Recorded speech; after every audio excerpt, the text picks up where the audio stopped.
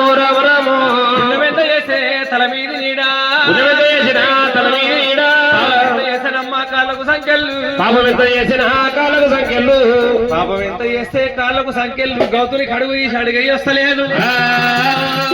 మైసమ్మ ఆరం తిన్నది గుళ్ళకు పోయింది గౌతుడు అనుకుంటూ ఈ ఆరం పెడితే మైసమ్మ ఊకుంటది ఇక నాకు ఏం బాధ లేదనుకుంటు గాడికి వెళ్ళే పాపాలు తల్లి తండ్రి మరి గౌతరాజు చూసిండు ఎక్కడ ఏతు ఏమి ఏతునండి బ్రాహ్మణుల విలువ నంపి అన్నాడు ఓమంగా అల్పిస్తే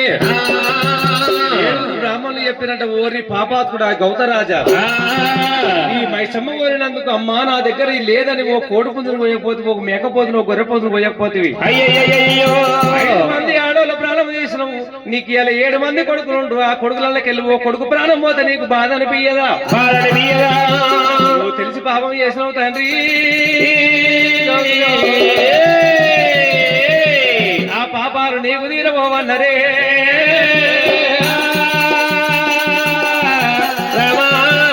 అని పేరు మీద బ్రాహ్మణులు వెళ్ళనాడు ఓమం కాల్చి ఆ పాపాలు తీసిండ్రు ఓ బాణువులలో పెట్టిండ్రు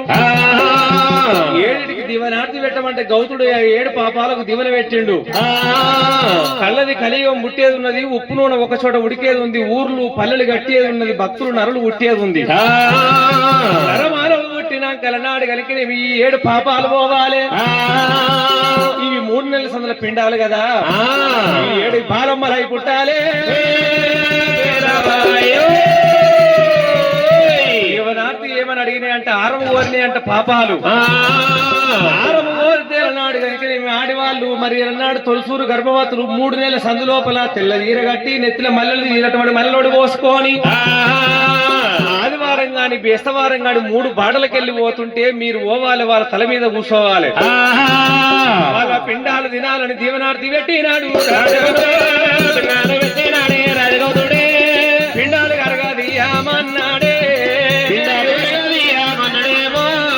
3 నెలల సందు లోపల ఆడి పిల్లలు బాలమ్మలై పట్టాలి మరి ఎలనాడు వాళ్ళ పిండాలు కరగదీయాలి మరి ఎలనాడు కలిగిన గుణము జ్ఞానవంతులు కలిసి ఎవరినన్నా గుణము పట్టుకొని ఎలనాడు కలిగిన బాలమ్మలు తీసేస్తే పోతాయని చెప్పిండాట రామ రామ రామ రామ రామ రామ ఈ ప్రకారంగా ఎలనాడు కలిగినేమి 7 మంది కొట్టు ఏదే లెక్క చూసిండు అది ఎవరు తెచ్చిండ్రా ఉట్టిదే అది మైకు రామ రామ రామ రామ రామ రామే ఆ రాజా గౌతరాజు గౌతరాజు ఈ ప్రకారంగా 7 మంది కొడుకుల పేరు మీద లగ్గం గడి చూడబోతే లగ్గం గడి దొరకలేదు ఈ బ్రాహ్మణులు ఏడవచ్చి చెప్పిందంటే నాయన నీ కొడుకుల పేరు మీద లగ్గాలు చూస్తే 6 మంది చిన్నోళ్ళ పేరు మీద పెళ్లి వస్తుంది కానీ పెద్దోని పేరు మీద పెళ్లి వస్తలేదు ఎందుకంటే ఓ తండ్రి చచ్చిపోతే పెద్ద కొడుకు కర్మ చేస్తాడు ఓ తల్లి మరణం అయిపోతే చిన్న కొడుకు కర్మ చేస్తాడు ఆ 7 పాపాలు జమదగ్ని పేరు మీద వస్తున్నాయి నాయన జమదగ్నికి ఏమో పెళ్లి అయ్యొద్దు 6 మంది చిన్నోళ్ళ లగ్గాలి అయ్యమని చెప్పిండు బ్రాహ్మణోళ్ళు ఈ జమదగ్నినేమో మరి బాయికాడి తోలిండు 6 మంది చిన్నోళ్లకు వాడు అటువంటి దేవకాంతలు తెచ్చి పెళ్లి చేసిండు గౌతుడు పొద్దుమూక వరకల్లా నాడు జమదగ్ని కూడా దేవుడు ఇంటికి వచ్చే వరకల్లా 6 పందిర్లు ఉన్నాయి 6 మంది తమ్ముల లగ్గాలైనాయి జమదగ్ని గుళ్ళల్లో గుడ్లలో నీళ్ళు తిరుగుతున్నాయో ఆ పందిరి గుంజలు పట్టుకొని వాళ్ళ పోయేవాట జమదగ్ని